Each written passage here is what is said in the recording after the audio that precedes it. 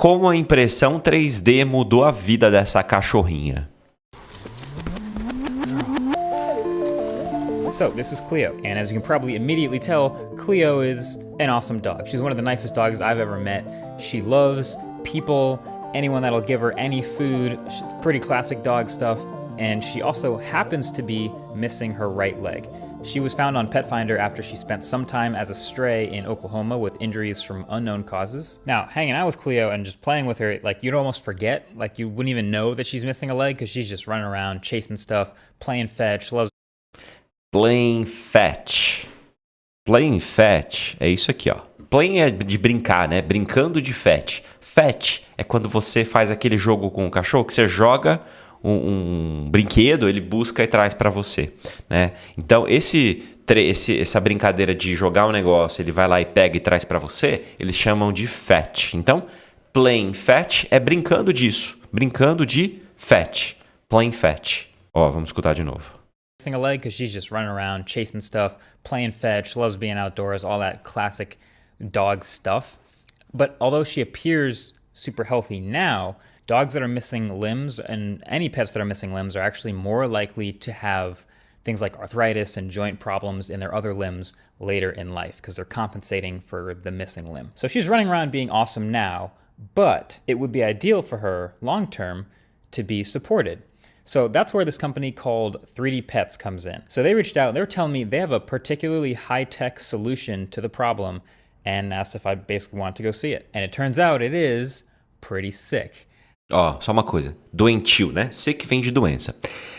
Nesse caso, ele não usou literalmente, tá? O que acontece é que é muito doentio. Não é isso. Ele falou pretty sick. Eu vou voltar aqui para você escutar. Mas o pretty sick, de muito, muito doentio, é muito legal. Então, eles usam como uma gíria, né? Então, literalmente, sick, de doença, mas ele colocou aqui de legal.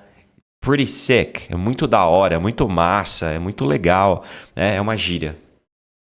And it turns out it escuta. is pretty sick. Pretty I've already sick. talked about this before, but there's tech in everything. Like every story, every angle, everything I see on the news nowadays, it has some tech in it. But even this story surprised me at just how much tech was involved in helping dogs like Cleo. So it's this multi-step process. First up is the scan.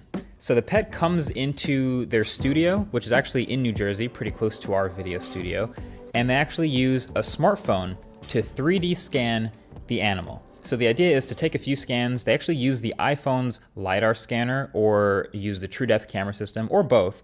This isn't exactly what they were designed for, but with apps like Combed and Hedges, it is a pretty clever solution for just basic measuring. So basically, once you get Cleo to hold still for long enough, you can get a pretty decently accurate scan of her dimensions. You know, how high off the ground she is, how far around, the shape of the prosthesis, what that needs to be, etc. And all of this is to be used in the next step, which is 3D printing the prosthesis, which is crazy. Now, you might be thinking, like I was at the beginning of this, wait a second, why is there so much tech being used in this process? Like, why is it 3D scanning the animal and then 3D printing the prosthesis?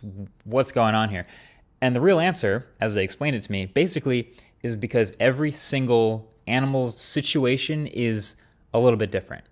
No two are exactly the same, whether it's the reason that they lost the limb or part of the limb, but then just like the size of the animal, how big are they? How far off the ground does the limb end? How much weight are they going to be able to put on it? All these different things are slightly different for every single animal, kind of like a fingerprint. So clearly you can't just mass produce one size fits all prosthetic. Obviously, even with humans, you know this is already true.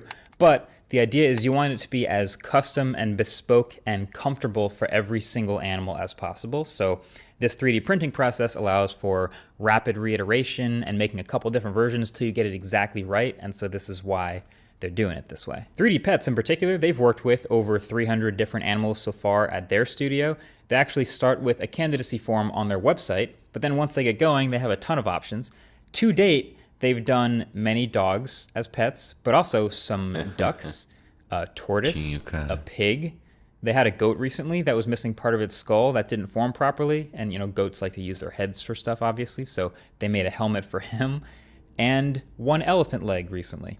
So anyway, Cleoscan, Pretty straightforward. And within 5 minutes, they have a couple decently accurate models to work with, and then they import it into the computer to move to step 2. So Ela é how muito do you get the bonitinha, scan né? off the phone? Well, that's the easy part.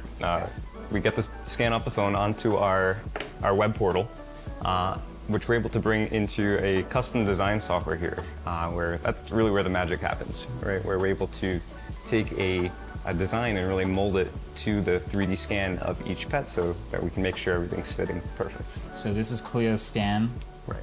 and the appropriate fit as it would be built on the scan. Right, so you can see the scan overlaid, and we can patch things up as needed. It's almost like 3D Photoshop in a way, but then we're able to control the lattice, where the hardware mounts, where the straps go. We can really position everything perfect to each pet. And then once we're happy, once it's set, then we bring it into another software, where this is where we optimize it for printing. Okay. So we have to be able to basically give the printer instruction on what to make. So this is where we really fine-tune the intricacies and the detail of each layer. Because again, we want some areas to be nice and rigid, where hardware mounts, for example, but like around the rib cage, around the lungs, we want the flexibility. So you can see we don't have that thick lattice there. This over here, these wings, we can really easily bend. Even if the dog fluctuates in weight, we want it to accommodate those changes. But where the mount is, where the hardware is on this end, this we want to be really sturdy and strong, because that's where the impact is. So once we're happy with this, once it's ready to go, we'll take it over to one of the 3D printers, and we have a whole bunch of different sizes depending on the case, depending on the animal. So, Okay. But they're all pretty similar in how they work. So 3D printing, to be perfectly honest, I never really cared that much about 3D printing. This is like a confession. Like there was a ton of hype about it, and obviously a lot of people care a lot about it, but every time it was brought up to me, I couldn't really find a reason to care. And we got a 3D printer at the studio, and we've printed a couple random trinkets here and there, mostly things that are just like useless stuff just to see if it'll work. Whatever, neat. But this is the first time I've seen a situation where 3D printing clearly makes the most sense for a manufacturing process. Obviously, you can't do one single mold. You can't do one size fits all. So like I said, it just made the most sense for once. They have a couple different size printers in here, ranging from something like an Anker M5, something you might buy. One size fits all é one size, tamanho, fits, serve para todos. Um tamanho serve para todos. Isso que a gente chama de tamanho único. Meia, sabe? Meia, tamanho único. Algumas roupas, tamanho único. Normalmente meia, né? Tem meia que... Tamanho único. É um tamanho lá padrão que serve para todo mundo ou para a grande maioria das pessoas. One size fits all. Então, se você está procurando por uma roupa ou você quer uma meia, vai lá para os Estados Unidos comprar, você quer esse tipo de roupa, alguma coisa que seja tamanho único, one size fits all. Vamos escutar de novo. Vai lá. Do one size fits all. So like I said, it just made the most sense for once. They have a couple different size printers in here, ranging from something like an Anker M5, something you might buy on Amazon, all the way up to an industrial sized one, the size of a refrigerator, basically to work on different sized pieces for different animals. So once they were happy with Cleo's design of the prosthesis in the software, it hits the printer, and about literally 24 hours later, it's done. It's printed, the whole thing. Now, this isn't the final step for hers. There is still a sanding down process to soften the corners and make it as comfortable as possible.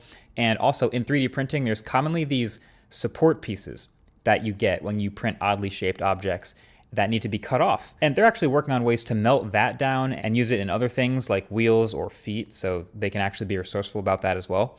But they've showed me a bunch of examples of various shapes and sizes of things they've printed for animals in the past. So this one is just about ready to ship out. This dog has a residual limb, so we have this build out here, and we do it like this so that we can keep the weight-bearing load right below where the limb used to be. Yeah. If we have it in any other place, they just won't be able to walk correctly. And this is also now softened down, and is it just sanded basically? We do a sand and torch. Okay. Yeah, so we'll basically burn the material back like what the machine is doing, heating it up to a melting temperature. Okay. It smooths it out. And something that we're very well known for with our devices are our feet. And so one of the biggest things is when the dogs are taking steps, you want that foot to be able to compress to absorb that impact. Sure. Yep. I'll trade you. I think this is version like 5 or 6 of the foot. Okay. And we're on version like 10 or 12 of the harness. So they're constantly changing and adapting. You know, if somebody reaches out to us and they say, I burned through a foot, here are the reasons why, we're going to make the changes to the foot so that stops happening. And so that's why we go through our variations. We're actually working on the next version of the foot, which has rounder edges, so more of a radius on these edges. Like a tire, maybe? Yeah, exactly like a tire, because dogs tend to lean on one side or the other. And we'll typically have the owners flip it around once they start to wear on one side so it wears evenly. Tire rotation. Exactly, right. Yeah. A foot rotation. That's funny. And then behind you we have some of our carts that are in process too. Yeah. So this is one going down to a dog in Texas. She's got 2 deformed limbs. In fact, one is really not formed at all, but she's got one deformed here on the left-hand side. So we make provisions for that so that the shoulders can still move around. So this will get 3 6-inch wheels on each corner. And then this is another good example. This is for a dachshund that has 1 full remaining leg and had a partial amputation. And so the owners didn't want something extremely bulky, but they wanted that front leg to have support because dachshunds have a lot of back problems. Yeah. So we designed this specifically for this case where the dachshund can put its legs and move it and still have the support on the outer edges. And we still have our flexible harness here. And the wheels can change camber as well too. So depending on Sport mode. Yeah. Yeah. And we'll go up to 8 or 10-inch wheels. I think you saw this one. That Escalade dogs? We should do spinners on one of these rims one of these days, honestly. That would be fantastic. amazing. You know, we actually, I haven't put it past people. The woman that we did our original dachshund cart for, she saw our black wheels and she was like, I'd like silver rims, please. And I thought she was joking. I totally thought she was joking. And I was like, oh, that's a cool idea. She's like, no, really, I want silver wheels. Would you paint it or would you? We ended up painting it, yeah. Yeah. So, all right, Cleo's scan was Muito pretty bom, good. cara. Then they designed her prosthesis around that scan. That went great. Then they printed it, sanded it and torched it down, and matched it with the leg for her height. Incendiou, não é incendiou, tá, pessoal? Usou um negócio de calor ali, alguma chama para poder moldar e fazer o acabamento ali que tava faltando. The only step left now is to see how it works. So what I kind of didn't realize is it's not just like you attach the prosthesis to the dog and then they just magically start running around perfectly like they've had it their whole life. But no, like anyone who's had crutches knows this, there's actually an adjustment process as you get more and more used to it. So I got to watch Cleo sort of learn in real time, even in just these few minutes, go from hovering it off the ground to eventually starting to trust it. And the process of them getting used to it, depending on the pet, is basically to introduce them to more and more time per day with it so that they eventually get used to totally living with it.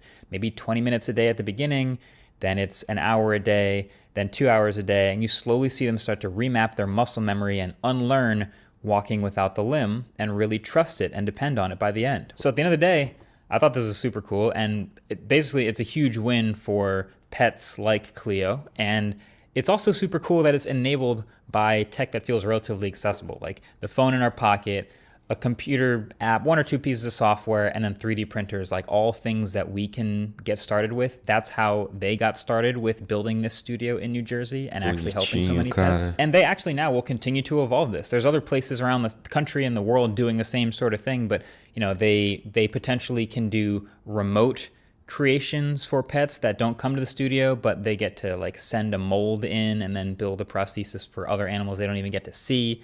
I'm not even going to pretend to be an expert on 3D printing or prosthesis, but like hopefully this helps more animals sort of extend their lives and live more freely, I think is the right word. These pieces are typically priced from a couple $100 to up to $1,000 or $2,000, and ideally will last a lifetime. At least if they've stopped growing. So thanks to 3D Pets for letting me pull back the curtain a little bit into how they use tech to do what they do. Thanks to Cleo for letting me hang out all day. And thanks to you for watching. See you in the next one. Peace.